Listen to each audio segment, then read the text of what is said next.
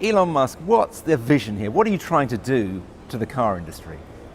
Well, I'm trying to accelerate the advent of sustainable transport, so try to get the car industry to move towards electrification faster than they would otherwise move. So the fundamental value, long-term value that I see for Tesla is serving as a catalyst to accelerate the transition to sustainable transport. Why electric cars? Why is that important? Well, electric cars are zero emission at the car level, so they're not producing CO2 or nitrous oxide or sulfur oxides or any of the sort of the noxious gases that any kind of combustion engine car would produce. And so if we can have sustainable energy production and combine that with electric cars, we have a long-term sustainable future. And how's that going? I mean, you've made a deal of progress, but do you see us all having electric cars in 10 years' time, or is it going to be always a minority pursuit? No, I think all transport, with the exception of rockets, will go fully electric. So that's why, I mean, I see the value of Tesla as an accelerant, as a catalyst in that transition. I think Tesla, maybe when one looks back on it from an historical perspective, it might accelerate that transition by a decade, maybe more. Now, this is a great car, it's an exciting drive, but at the moment, it's just for the rich, isn't it? Is this really going to mean anything for the mass market?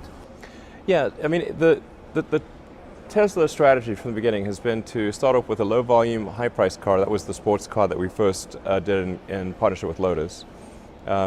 And then we have the Model S, which is kind of a mid-priced, mid-volume car. And actually, when you look at the price of the Model S, inclusive of the cost of petrol, it actually is a lot more competitive than you'd think. I'm not going to be able to afford one of these, and nobody I know is.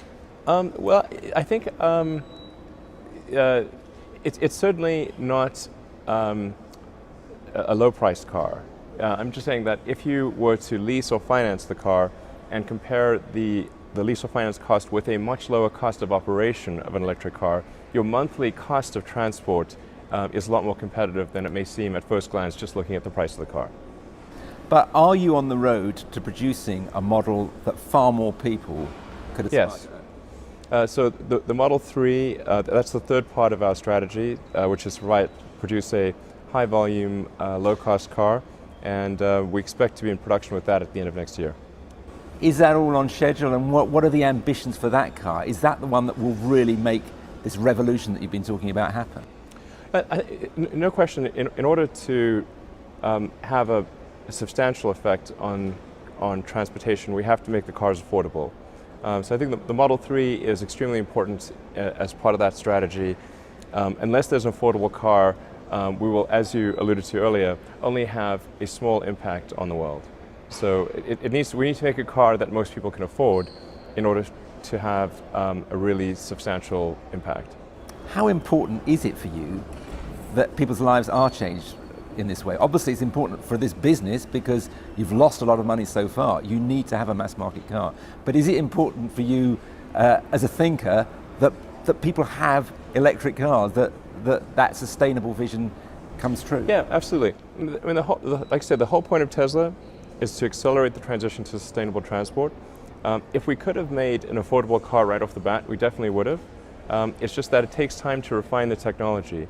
When you think of any new technology, it takes multiple versions and economies of scale in order to make the technology accessible to the general public. I mean, you can look at, say, cell phones. In the early days of cell phones, they were very big and heavy and very expensive. But with successive design iterations and scaling up the production, we've brought it to the point where for $100 you can buy basically a supercomputer in your pocket. How soon will most people have an electric car? Is this a very long-term vision, or is it going to happen soon?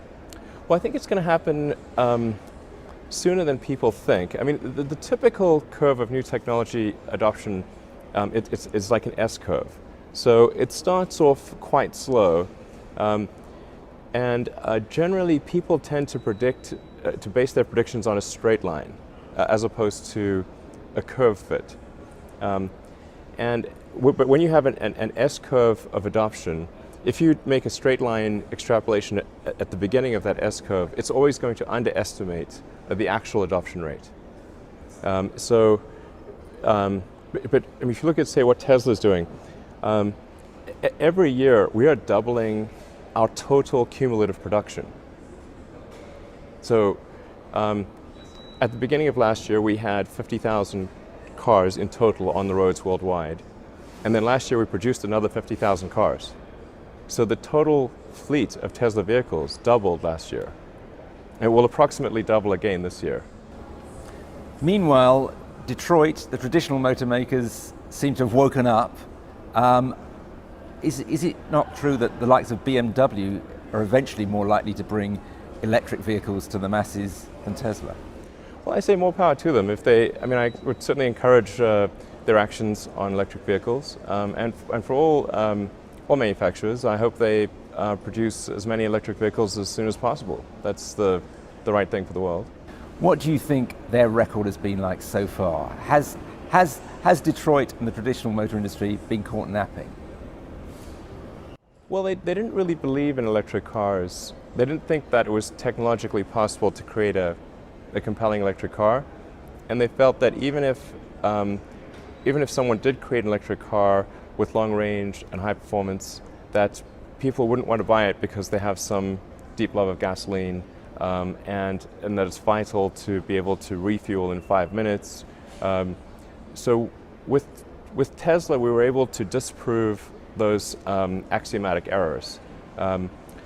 So with the Tesla Roadster, we were able to show that you can in fact create a very fast, attractive, high performance, great handling electric car. And that if you made such a car with long range, and if you make such a car, people would buy it.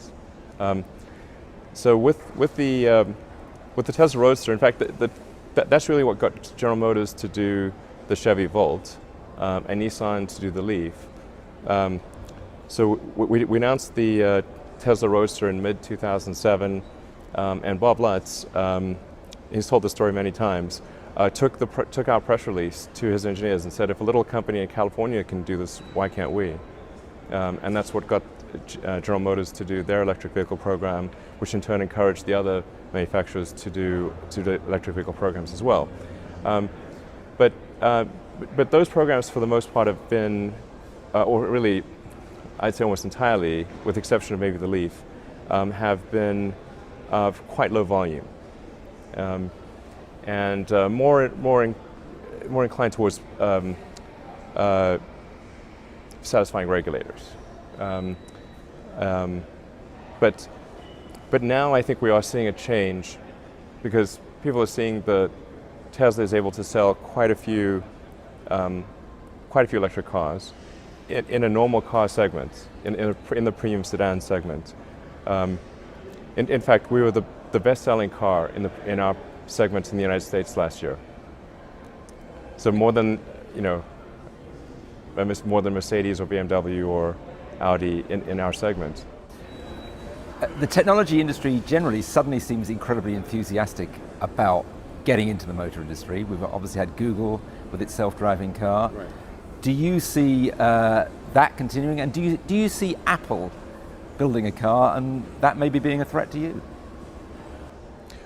Well, I think I would encourage more participation by whoever it is to create electric vehicles. It's quite hard to do, but I think companies like Apple will probably make a compelling electric car. It seems like the obvious thing to do. Are you betting that that's going to happen? Have you heard anything? Well, it's pretty hard to hide something if you hire over 1,000 engineers to do it. So you think Apple is serious about it? Yeah, I do. This is an open secret. And will that be a threat to you, or will that just expand the industry? I think it will expand the industry.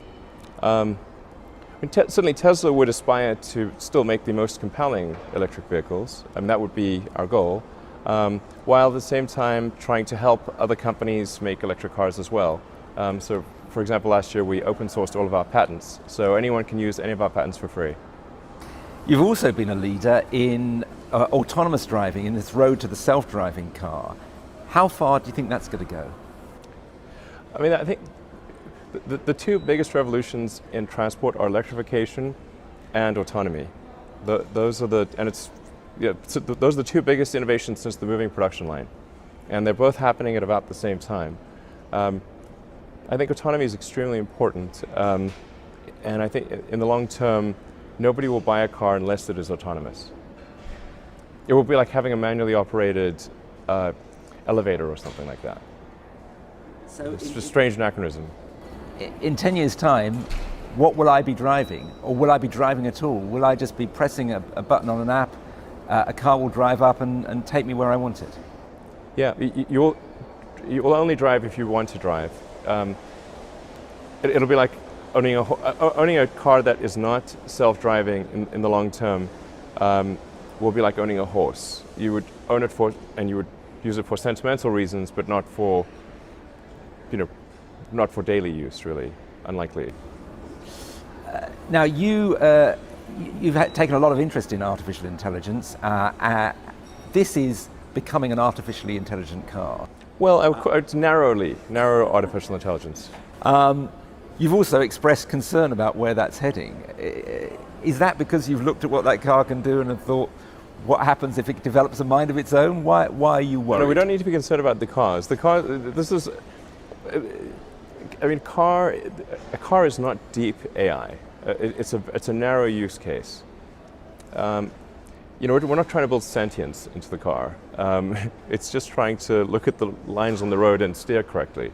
And I would consider that to be essentially a solved problem. It's just a question of refining the details of the technology and bringing that to market, and then improving the nines of reliability. So in order to have a self-driving car, you really have to have many nines of reliability. So it's 99.9999%, something like that, is how good it needs to be. Let's say, to first approximation, you'd want a self-driving car to be an order of magnitude safer than a human-driven car.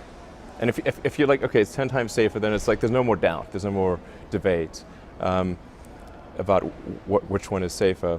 But it's still a narrow use case. The cars are not going to develop consciousness or decide that they want to take over the world or something like that. I think we really need to be more concerned about deep AI. Yeah. And why do we need to be concerned about that? Well, I mean, because there are, I think, scenarios where if there's some vast intelligence that either develops a will of its own or is subject to the will of a small number of people, then we could have an undesirable future. I mean, if you want to read a real scary one, I'd say Harlan Ellison's "I Have No Mouth and I Must Scream" will give you nightmares. You read a lot of science fiction. Is it giving you nightmares at the moment? This It has given me nightmares, yeah. And are you genuinely, when you've been one of the prime movers about AI? I interviewed Stephen Hawking last year. Right. Had similar concerns. Is that a short-term concern, or is it something way off that we don't need to worry about for a long time? It's going to come faster than anyone appreciates. I think it's with each passing year, the sophistication of computer intelligence is growing dramatically. I mean, I really think we're on an exponential improvement path of artificial intelligence, and the number of smart humans that are developing AI is also increasing dramatically. I mean, if you look at like the attendance at the AI conferences, they're doubling every year. They're getting full. I have a sort of a young cousin of mine who's graduating from Berkeley in computer science and physics, and I asked him, like, well, how many of the smart students are studying AI and computer science? And the answer is all of them. Now you're in three extraordinary industries. You're in electric cars, you're in rockets, and you're in solar energy. What unites you? What unites those three interests? Well, what I'm trying to do is to minimize future existential threats, or to take whatever action I can to ensure the future is good. I didn't expect these companies to succeed. I thought they would most likely fail, particularly Tesla and SpaceX. I thought SolarCity had a higher probability of success. But in the beginning, I thought SpaceX and Tesla maybe had a 10% chance of success. And so I'm quite surprised, really, to see that we're alive. It's great. I wasn't expecting that. And are you now more confident that each of them will be a success? I do feel as though they've reached a level of progress that makes it unlikely that they will die in the near term. Both Tesla and SpaceX have a lot of customers. We've sort of really earned the trust of a large number of customers, and these are really solid organizations, or like really, I think thoughtful end customers for the car. And I think, like, whenever your customers really want you to succeed, then you will succeed. Finally, you're obviously a very competitive person. You're competing with the likes of Jeff Bezos in Jeff who? in rockets. You're competing with Detroit in the motor industry. You're competing with regulators when it comes to SolarCity. What drives you? Is it just I am right and they're all wrong? Well, no. I mean, I actually really take the position that I'm always to some degree wrong, and the aspiration is to be less wrong. We're always to some degree wrong. It doesn't matter who you are. And I think trying to minimize the wrong-headedness over time is that I believe in that philosophy. I mean, I think there's some things that are important for the future: sustainable energy, obviously, sustainable transport, ultimately becoming a multi-planet species, and traveling out there among the stars. I think those are great things. Those are the things that make me like the future or be inspired about the future. Whereas if those things don't happen, the future, I think, looks quite dim. I just feel quite fortunate that we've made the progress that we have on those fronts, and we'll aspire to make more progress in the future.